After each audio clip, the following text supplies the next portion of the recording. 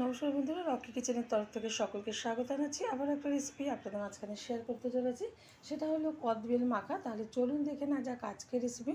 একটা গামলার মধ্যে দুটো এই যে কদবেল নিয়েছি পাকা।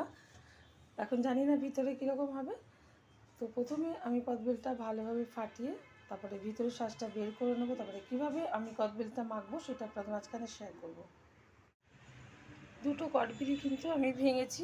একটা কদবেলের এই যে পুরো শ্বাসটা বের করে নিয়েছি, আর একটা কদবেল কিন্তু এই যে কাঁচা বেরিয়েছে, এটা কিন্তু মাখা যাবে না, ফেলে দিতে হবে। এখন এই একটাই আমি কিভাবে মাখবো সেটাই শেয়ার করব।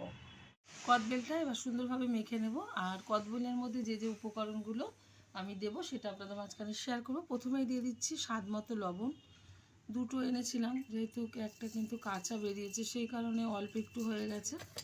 দিয়ে দিচ্ছি এখানে কুচিয়ে রাখা ধনে পাতা, এখানে গন্ধরাজ লেবু পাতা হলে আরও ভালো লাগতো।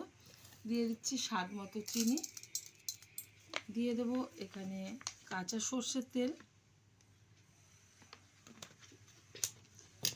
আর নিয়ে নিয়েছি দুটো কাঁচা লঙ্কা। ভালোভাবে এবার লঙ্কাটা ডলে মেখে নেব। আমার এই রেসিপি যদি আপনাদের ভালো লেগে থাকে আপনারা অবশ্যই আমার চ্যানেলটিকে সাবস্ক্রাইব করবেন, লাইক করবেন, শেয়ার করবেন।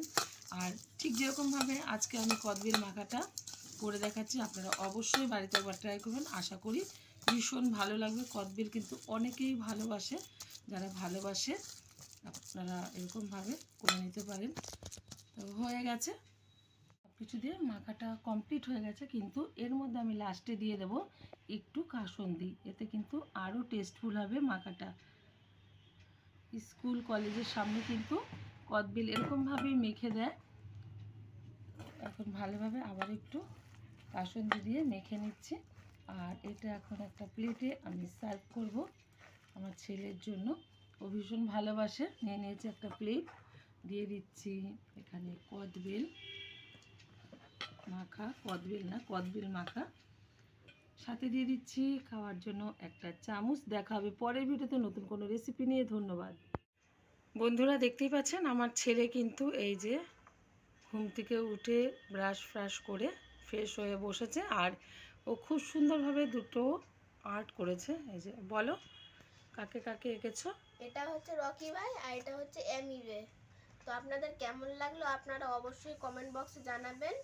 আর আমি এখন মা কদবেল মাখা করেছি, এখন আমি খেয়ে নেব। সাথে আছে কদবেল মাখা।